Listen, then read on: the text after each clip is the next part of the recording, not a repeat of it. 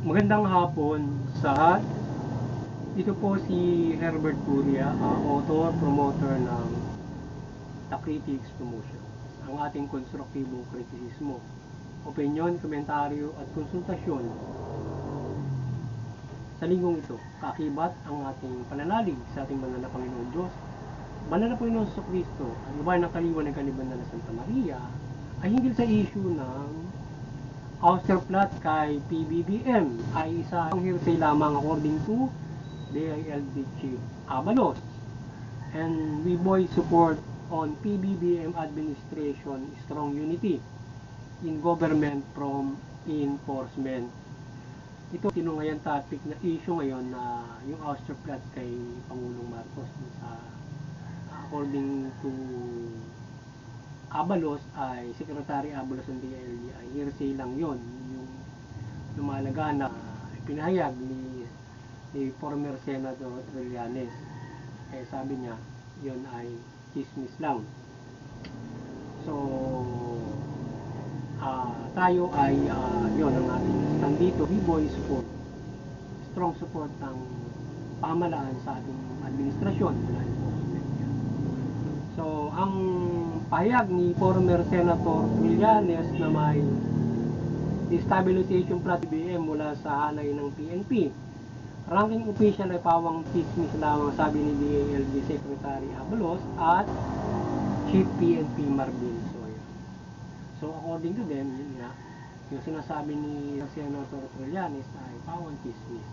So walang destabilization plot na nabubuo laban sa administrasyon. So ang kapulisan ay 100% na sumusunod sa ating Pangulo Marcos at walang destabilization plot sa ating Pangulong Marcos. Ang ating kapulisan din ay masaya sa kanilang pamumuhay at paglilingkod sa pamahalaan at bansa. Ayon sa ating PNP spokesperson ay nakikiusap sila kay Senator Trillanes, huwag na nitong idamay yung pulis sa mga kalokohang ito. Sinisiguro din ni PNP Marbil sa pagbisita sa mga regional and provincial police headquarters na walang nakikisa at nag-iisip ng destabilization plot laban kay Pangulong Marcos. So nakikiusapan yung PNP si Secretary Trillanes na sigilan yung kanyang kabalbalan na yun. Sinisiraan niya na mayroong destabilization among the ranks of PNP.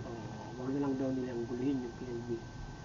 So ngayon ang investigasyon sa Senado ngayon involving the President Marcos and actress Maricel Soriano in drug use and any involvement is baseless and it is destroying reputation of Senate also and the investigation to BBM and former actress Maricel Soriano. So paninirang puri lamang ito at walang matibay na ebidensya o basihan lamang, at ang base lamang ay sa salaysay itong Morales ay former PDA agent. So according to Senate President ay pawang base yung ginagawa ng investigasyon o yung akusasyon kay Pangulong Marcos sa kay actress Maricel Soriano. So ito ay nakakawala ng credibility ng Senado kung ganyan yung pag-imbestiga at probe na gagawin. At ito ay panirampuri o chismis din lamang laban doon sa kay PBBM at Maricel Soriano. So yun yung yung according to Senate President. So ngayon yung ating The Critics Promotion at People's Anti-Crime Promotion, yung ating Anti-Criminality Promotion, ay maring sumusuporta sa mabuting pamamahala, patas ng siyat, karapatang ng batao. So yung ito ng destabilization plot, issue laban sa ating Presidente Marcos ay ang ating side at boses dito ay ating hinihikayat na suportahan ang ating Pangulong Marcos ng buong pamahalaan mula PNP at buong enforcement at mahikayat sa anumang issue laban sa kanya at hindi mahikayat sa anumang issue laban sa kanya mula sa paninira sa droga at kung ano-ano sa kanya para pabagsakin yung administrasyon. So, yung side natin dito ay hinihikayat natin yung buong pamahalaan at yung enforcement na suportahan ay ang Pangulong Marcos at huwag makiisa doon sa destabilization plot na anuman itong panghihikayat na ito laban sa Pangulong Marcos. So, unity ng buong pamahalaan sa administrasyon, law enforcement at maging ng sambayan ng Pilipino. At tulungan na lang natin siya na maisagawa yung kanyang mga programa na kanyang pamamahala para mapamahalaanan ng bansa ng mabuti o mabuting pamamahala at maibigay yung magandang pamumuhay sa atin at mapayapang pamumuhay. So, yun ang dapat na suportahan natin sa kanya ng mga programa niya, kagaya ng 8-point room niya, at yung programa niya sa peace and order ay magkaroon tayo ng mahusay na kapayapaan. So, maganda naman yung kanyang programa sa peace and order na kung saan ay kanyang isinusulong ang pagrespeto at ang pantao. So, nire-recognize niya, nire-respect niya ang human rights in implementing the peace and order o pagpapairal ng kapayapaan at mayroong at ang isang legal na proseso ng pamamahala at maging doon sa issue ng drug war ay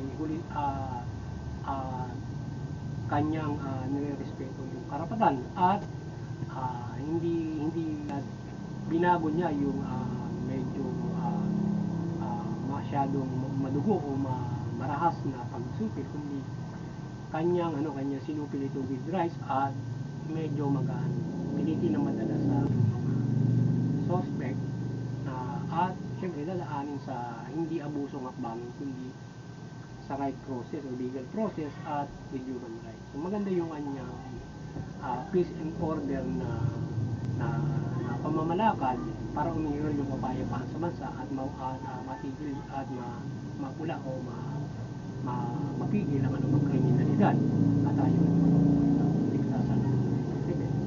So, at kanya rin susulong yung pagmahusay na pagpapairal ng reformation o yung patrol plan. So maganda yung patrol plan na yun na yun ay nakapagre-reforma ng PNP para makinis siya sa kanyang pamamalakad na ina-analyze na in-evaluate para mahusay yung marating niya yung 2030 maganda yung peace and order situation sa bansa. So, yun, para makinis siya. Naiiwasan yung mapang-abusong bangin ng PNP at naging mahusay yung kanyang pagsupil sa kriminalidad o pagpapairal ng peace and order. So, malinaw naman ang kanyang pamamahala ng taon ng kanyang panunungkulan na ito ay namamahala ng mabuting pamamahala at dapat unawain natin na nagsisimula pa lamang siyang maiwatupad ang kanyang perspektiba sa bansa. So, pa lang siya, so hindi pa natin siya dapat na husgahan na siya ay mahina, siya ay abuso o siya ay walang kakayanan para mapamahalaanan ng bansa.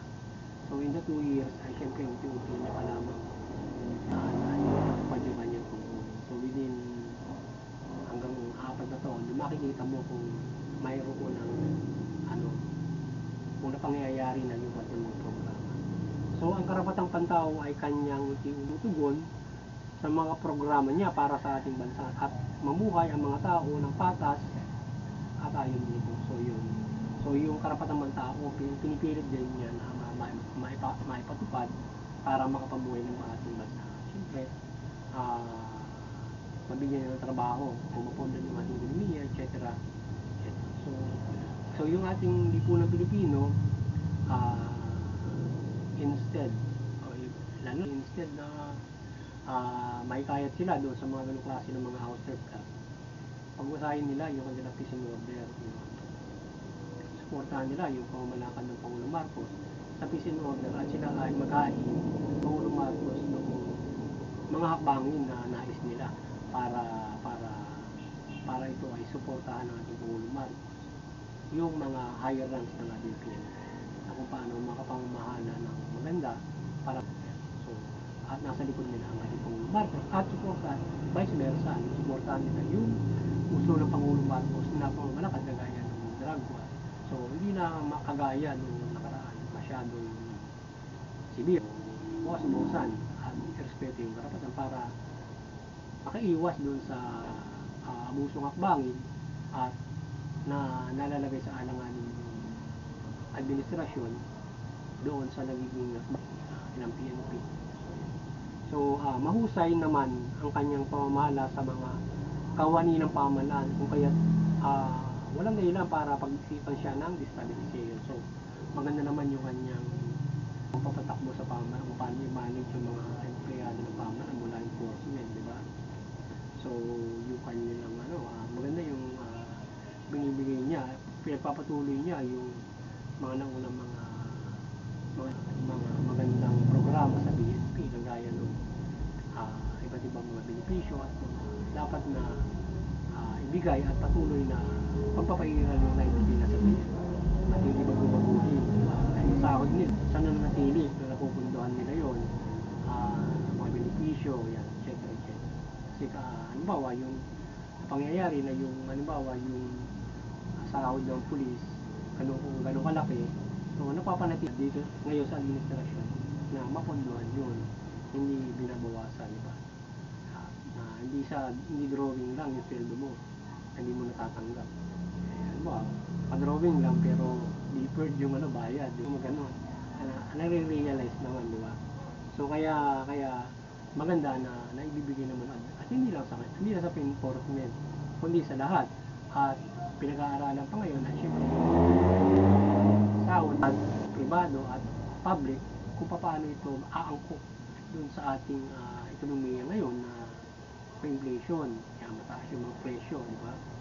At syempre mabigyan ng trabaho nila. So sa issue ng hidwaan naman ni na Pangulong Marcos at Pangulong Duterte, yung kampi nito para mabuo ang issue ng destabilization plot at maging itong investigasyon sa Senado na sinisigawa na isimbestiga si Pangulong Marcos according to Trillanes at mga pangyayari ay sa ating pananaw ay kagaya din ni Abalos na chismis lamang itong destabilization plot mula doon sa halimbawa naging awayan nila ni Pangulong Duterte at saka doon sa PNP o yung investigasyon sa kanya nitong sa panel ni Senator De La Rosa at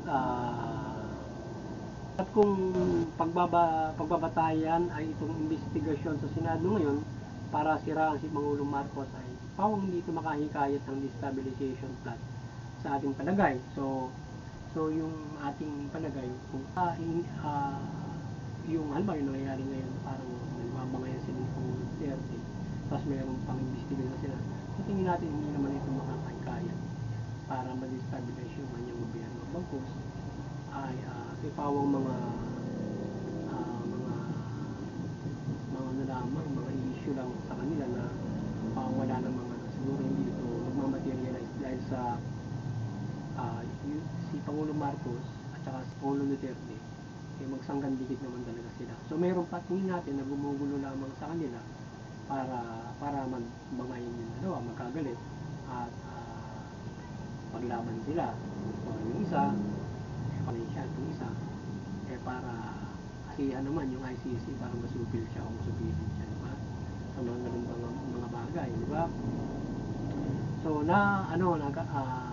sila ay ginugulo lamang nung maaaring magulo na. So malilinis lamang ang allegation kay PBBM dyan sa ating tingin para matigil ang chismis sa kanyang involvement sa droga. Hindi sisira sa pangalan niya ito kundi magiging ito ay baseless nga according to yung investigasyon na yun. Kaya sa tingin natin paliwala lang.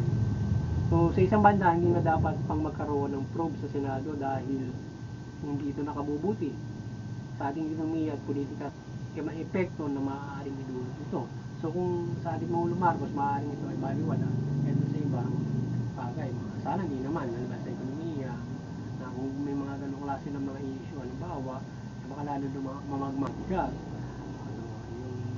yung stock market, di ba? Mga ganong mga issue na kapag tinutulig sa yung pamahalaan, nakakaroon ng mga ganyan klase ng mga pagmahal, pagbaba ng mga stocks, di ba? So, yung ating effect, so nagkakaroon ng problema lalo sa ekonomiya kapag mayroong sa pamahalaan. Kaya dapat siguro tingin nila na yung ganun. Pero ngayon ay para hindi na dapat nilang pa yung mga ganong aligasyon kay Pangulong Marcos. Halimbawa, yung ina-allegate yung aligasyon noong sino ba yun, noong Muraco, sino man sa siguro dapat ang ginawa na lang doon binaliwala yun or kasuhan na lang yun na paninirang puri, siguro yun ang pinakamaganda ron. So ang ating suggestion ay magkaisa na lamang sa mabuting pamamahala ang ating pamahalaan at ilang mga politika na nais ng mabuti sa bansa. So sa issue ng ICC, kailangan dyan ay magkampi sina PBBM at Pangulong Marcos para ipilit nila ang kanilang stand. At sa mga kumakalabang politika sa kanila ay wala rin sila magagawa kundi hindi nila papasukin ng ICC sa bansa. So yun, ang ating suggestion dito, consultation ay magkaisa na lamang doon sa mabuting mamahala yung lahat. So yung lahat ng politika sa bansa, so ihain na lamang nila yung mabuting pamamahala at suportahan nila yung perspektiba. So kung ano yung ayaw nila, so ihain nila na maayos. Ngayon, kung nais nila na kung mayroon silang paninira na gano'n, tigilan na lang nila yun para hindi makakabuti yun. Magkakaroon lang sila ng kaso at ginugulo lang nila yung bansa natin kung gano'n. Bagay-bagay hanggang sa mamaya magdeklara pa ng martial law na naman yan. Yun ang problema doon dahil nga destabilization na rin yan. Diba? Kung magkakaroon ng gulo, maaaring martial law na naman. Ganun. Tagal siya, nangalan ng some years, diba? Kagaya ng tatay niya. Maging malimig yung mga tao dahil kapag nagkamali kayo ng inyong ginagawa, lalo yung ating PNP, ginugulo nyo yung bansa. So, yan. So, dapat para yung sa usapin yung pangalan ni Pangulo Duterte at President Marcos, dapat hindi sila maglaban para stand nila yung kanilang stand na hindi dapat makilam yung ICC. So, ngayon, kung hindi makikilam yung ICC, hindi naman maaari ito si Pangulong Duterte. Kasi base kasi kay Senator Trillanes sa NWR niya, arrest na si Pangulong Duterte. So ngayon, hindi naman sila pwede pumasok dito kung hindi papayagan ng Pangulo. Walang ibang aaresto sa kanila, kundi yung gobyerno din natin.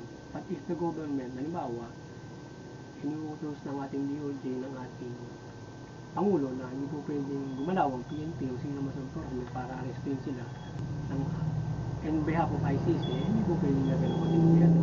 Even though the ICC, hindi pwedeng magdala ng pulis nila na rito para arrestin si Pangulong Marcos kung hindi natin pabayagan. So nasa sa decision ni Pangulong Marcos yan.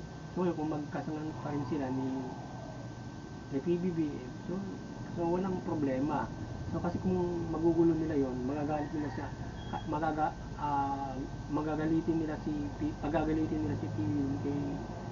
Pangulo. So maaaresto ngayon si Pangulong Duterte sa maaaresto siya ng ICC. So kung ang higher authority at ayon sa batas napayagan ng ICC sa bansa ay iyon ang hustisya na dapat na umiiral. So yun ang kanilang yun ang iiral kung hindi pa papasukin ng Pangulong Marcos yan. So ayun yung stand talaga na at yun naman yung stand na sinusunod na meron tayo hindi pwede pang pasukan ng ICC. Paliban na lamang kung bibigyan ng pagkakataon ng Pangulong Marcos. Sinasabihan nga pampo naman, mali naman na gano'n, di ba? Dito gawin yung yung ating sa loob kung ano man yung tingin nila doon sa nakarang administrasyon at mag-file sila ng kaso lamang kay Pangulong Duterte on our court, diba? So yun ang gusto na gawin ng nila na maging parehas yung ating administrasyon. Bakit hindi nga naman gawin ng ating administrasyon yun? Pumara sila laban doon sa mga kumakalaban sa kanya. So yung lahat ng nagkakaso kay Pangulong Duterte, ihain nila sa korte ngayon from THR o DOJ. Pasukan nila at natin doon sa ICC. Pero yun na yung inaasahan ngayon ng mga hustisya ng lahat para makakuha. So sa isang banda kung magugulo nila talaga si PBBM at President Duterte sa nais manggulo sa ating pamahalaan, malamang na ma-aresto si Pangulong Duterte kung magagalit si PBBM niya, and without malabo yan. So hindi sa tingin naman natin hindi papayagan ni Pangulong Marcos ma-aresto si Pangulong Duterte. Kahit paano may pinagsamahan sila at may stand naman yung kanila on the sistema ng ating bansa. Kaya lang yung issue nga sa ating sistema ng justisya, ilan lang ng tinabang sa justisya, iba lang sinasabi o yung probinsya. Yun yung problema sa justisya sa ating bansa. So gumagalaw yung justisya, ilan yung naginabang. Yun yung issue sa ating justisya. Sinasabi na we have justice in the country na gumagana, pero ilan yung naginabang. So yun yung problema. So ang nagawa ng ating administrasyon Duterte noon, nakasalanan din yan ng ilan nating mga kababayan na at nasa tungkulin para itong pananaw niyang ganyan ang umiral sa bansa. So sapagkat ang kampanyahan ng eleksyon pa lamang noon, malinaw nang magpapairal siya ng karahasan over drugs at maraming aligasyon ng karahasan sa drug war. So yung naging hakbangin ng administrasyong administrasyong Duterte nung nakaraan ay kakibad din yan ng lipunan bilig. So ibinoto niyo yung tao nung kamayan, di ba nung nagkakampanya siya, sabi niya talaga maging ang kampanya natin over drug war, di ba? Ano nangyari nga? Ibinoto ng lipunan Pilipino at nung manupulan siya, sinuporta ang drug war. Ayun ang issue sa katutang yung namatay ng mga tungkol sa drugs, di ba? So ngayon mahanap ng hustisya. So kasalanan din ng tao yan, di ba? Nung ilang mga tao na sinuportahan siya. So ngayon ang kawawa yung mga taktima at protesta siyempre yung mga ayaw dun sa ganung klase ng hakbangin. So tayo yung ating posisyon dyan ay lagyan ng human rights. Hindi tayo naive na huwag supilin yung mga droga o anumang krimen sa bansa, human rights. Huwag aabusuhin, huwag abusong hakbangin. Yung issue may naging hakbangin na abuso dahil na hindi raw ayon sa legal operation yung ginawa. So yun yung iniimbestigahan at habla sa ating yung ibang mga hakbangin na mayroong namatay, abuse ang sinasabi, at lalo na yung outside enforcement, mayroong mga sinasabi ginagawa ng DBS o mga outside government, at yun din nasa gobyerno may issue din yung sinasabi na legal operation, puro yung iba sinabi based in illegal, diba? So yun, kaya may investigation dun sa nasa gobyerno, outside government. So binibintang lahat siyempre dun sa Pangulo dahil ano niya yun kampanya yun. So nililing sa kanya, tinitingnan kung siya mismo nagutos dun sa mga outside at talaga mayroon silang hidden na sa mga pulis or yung mga pulis may sila gumawa ng sarili nilang mga abuso. So para sa hustisya sa mga nabiktima ng drug war noon ay pagdasal natin sa Panginoong Jesucristo, hustisya na dapat niyang ibigay. So ipanalangin natin sa Panginoon Diyos yung hustisya para doon sa nangyari na yan kung mayroong mga nabiktima sa drug war na yan na nakaslang etc. So para umiral hustisya, ipanalangin natin lahat yan. At sa palagay ko, kung mayroong parurusahan ng Diyos, hindi lamang si Pangulong Duterte na yung mga kabit niya na umabuso na pulis, pati yung mga tao na sumuporta sa kanya kung talaga yan ay may abusong hakbangin. But siyempre Diyos lamang yung nakaalam kung talagang sino ang dapat parusahan sa kanila at dapat managot, diba? Dahil siya lang ang nakaalam kung anong pang-abuso talaga ang nagawa ng administrasyon. So yun. So kaya tayo ay manampalataya sa Panginoon Diyos, magabayan tayo kung anong dapat na umiral para dyan doon sa issue na yun. Doon sa issue na nakagugulo ngayon sa ating kasalukuyang administrasyon na maaaring pag-imit siya ng stabilization dahil nga sa parang kampi-kampi, di ba? Marami doon sa pulis na maaaring makakasuhan because of that. yung nakaraan, di ba? Siyempre, magiging kakampi sila to destabilize the government. Pero mukhang wala naman daw na nangyayari. At wala naman yung remedyo lang, hindi pa papasukin yung ICC rito para doon sa hindi ma-aresto sila Pangulong Duterte. Pero our government is making it clear doon sa nangyayari, pero siyempre may distance talaga, di ba? So, ang paliwanagan ni Bandera Santa Maria ay maliwanag sa ating bansa mula pamahalaan at pamamayang Pilipino. Sa gayon, yung pamahalaan ay mamahala ng mabuti, matuwid, sundin yung karapatang ng tao, yung mamamayan ay sumunod sa pamahalaan, suportahan yung karapatang ng tao, sa kanyang mahala, patang justice. Sa gayon, mamumuhay tayo ng kapayapa, maunlad. Hindi sa lahat, sa buhay yung mabuting balik para tayo lubos na magkaroon ng kaligtasan spiritual mula sa pagsunod sa pamahalaan at ang pamahalaan ay mamahala ng magandang hapon sa inyong lahat. Sana nakapagsabunis naman ang critics promotion ng konstruktibong kritisismo, opinion, komentaryo at konsultasyon sa mga ito. Magandang hapon sa inyo lahat.